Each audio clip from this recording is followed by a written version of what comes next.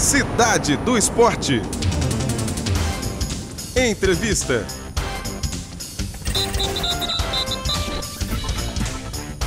E durante muitos anos, a indústria mundial de videogames subestimou o Brasil e os motivos eram a pirataria e a carga tributária elevada. Já em 2012, o mercado brasileiro de games se tornou o quarto maior do mundo e o Rio de Janeiro virou o jogo. O carioca deixou de comprar no comércio ilegal para ocupar a segunda posição do ranking nacional de consumidores dos videogames originais. E para falar sobre isso, trouxemos ao programa Marcelo Tavares, ele que é presidente da Brasil Game Show, associação que representa o setor de jogos eletrônicos do país. Boa tarde, Marcelo Tavares, tudo bem?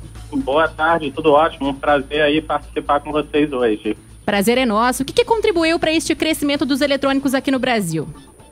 Olha, eu vejo que nos últimos anos a gente sempre teve o brasileiro muito apaixonado por videogame e nos últimos anos, até com a crise lá fora na Europa, Estados Unidos, as empresas começaram a investir mais no Brasil. Investindo mais, chamaram mais a atenção do consumidor, que cada vez compra mais e principalmente, como você bem citou, jogos originais. E aqui no Rio de Janeiro, esse crescimento se dá devido ao que você contribui? Então, o Rio de Janeiro ele hoje é o segundo maior mercado no país quando a gente fala de indústria de videogame e muita gente até pensa, né, que o carioca, como ele tem a praia, como ele tem outras formas de diversão, que ele eventualmente não gosta tanto de videogame. Mas a gente percebe que é um público também igualmente apaixonado e como a gente vê cada vez mais pontos de venda, você consegue comprar aparelhos num mercado, num varejista, numa loja de eletrônicos, isso facilita muito para esse crescimento. Agora, o Marcelo, me conta aqui, a procura por games de futebol e de corrida tem assim um apelo muito grande aqui no Rio de Janeiro, né? Games de futebol e de corrida, é isso mesmo? São os preferidos? Gigantesco. A gente tem uma competição principal aí que eu diria para você que está praticamente empatada entre o FIFA e o Pro Evolution Soccer, que são os dois jogos de futebol mais populares e estão entre os 5 mais vendidos hoje no Brasil. E a gente também tem jogos de corrida como Need for Speed, Gran Turismo, Forza, que são assim super bem vendidos e estão sempre nesse top 10 dos games, especialmente aqui no Rio de Janeiro. Agora, além da redução dos preços, né, dos consoles, dos jogos, outros fatores também têm inibido essa pirataria, entre eles a tradução de títulos para o português, né?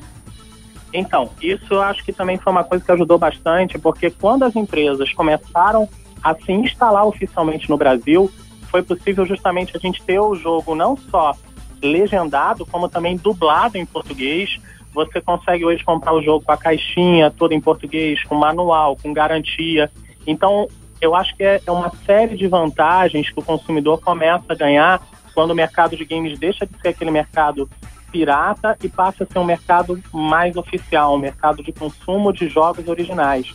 E também a redução do preço, porque os jogos baixaram muito de preço nos últimos tempos. Então, interesse aí pelo game, Marcelo, já vem desde criança, né? Família toda sempre gostou muito. Como é que foi a sua entrada aí para o game?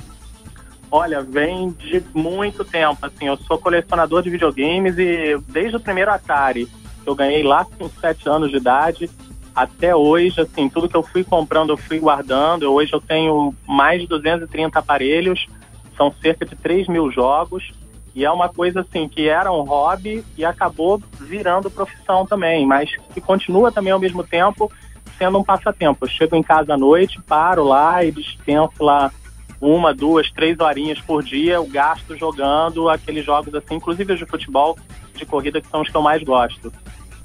Agora, qual é a sua perspectiva para, por exemplo, daqui a 10 anos, aí o mercado consumidor de produtos de games aqui no Brasil e no Rio de Janeiro também? Então, eu diria até que não é nenhuma projeção minha, mas é uma projeção até do mercado. Quando você pega os grandes fabricantes, eles apostam muito que o Brasil, como um todo, ele pode ser um dos 3 maiores mercados do mundo. Então você tem, claro, uma indústria consolidada lá fora, nos Estados Unidos, no Japão, mas o brasileiro é apaixonado e quando a gente tornar esse mercado praticamente 100% oficial, ele pode sim ser o 3º maior mercado do mundo. E com isso, a gente tem uma série de vantagens, quer dizer, mais divisas que entram no país, são mais fábricas, são mais empregos, é o entretenimento mais acessível para quem quer jogar. A gente, desde o ano passado, tem a única fábrica de Xbox fora da China, está instalada no Brasil desde 2011, e a gente esse ano vai ter uma fábrica provavelmente da Sony com PlayStation. Então a tendência é que os jogos se tornem mais acessíveis e que você encontre eles disponíveis em mais lugares no Rio e no Brasil como um todo. Você, como expert em games, né? Você já desenvolveu algum game? Pretende desenvolver futuramente? Olha, desenvolver, programar realmente não é a minha praia. Assim, eu, na verdade, lido no dia a dia. A gente tem hoje no Brasil cerca de 200 empresas que desenvolvem games, tanto na parte de programação, como 3D, como design. A gente tem faculdades e escolas de desenvolvimento de games. Aqui no Rio de Janeiro, por exemplo, a Universidade Federal Fluminense, a PUC, a Seven Games. Você tem uma série, a Estácio, uma série de instituições que dão base para quem quer realmente no futuro ser um desenvolvedor de jogos. E eu acabo ficando muito mais com essa parte do mercado, de fomento ao mercado, que é realmente o grande objetivo. E acho sim que a gente pode no futuro ver mais gente, especialmente aqui no Rio de Janeiro, desenvolvendo. A gente tem cerca de 20 empresas no estado e eu acho que esse número deve crescer. Tá certo. Agora, Marcelo Tavares, já que a gente tá numa rádio de esportes, né, Bradesco Esportes FM, eu te faço uma pergunta. Você considera aí o videogame um esporte, já que é uma competição? Então, essa pergunta é bem pertinente, é bem interessante. A gente tem, inclusive, atualmente, uma série de campeonatos mundiais voltados para o que eles chamam de esporte eletrônico. Por quê? Você tem determinados títulos onde os jogadores jogam em equipe. São equipes que variam de 4 até 8 jogadores por time e que disputam campeonatos internacionais com etapas em todos os continentes, inclusive aqui no Brasil.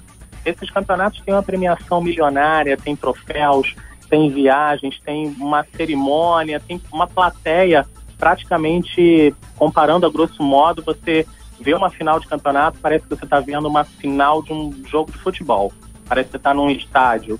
Então é muito bacana e assim, eu acho sim que o videogame, por esse motivo, até pela seriedade, pelo treinamento que esses jogadores profissionais têm que focar, né, para poder ter esse resultado positivo, eu acho que o videogame ele pode sim ser encarado como esporte.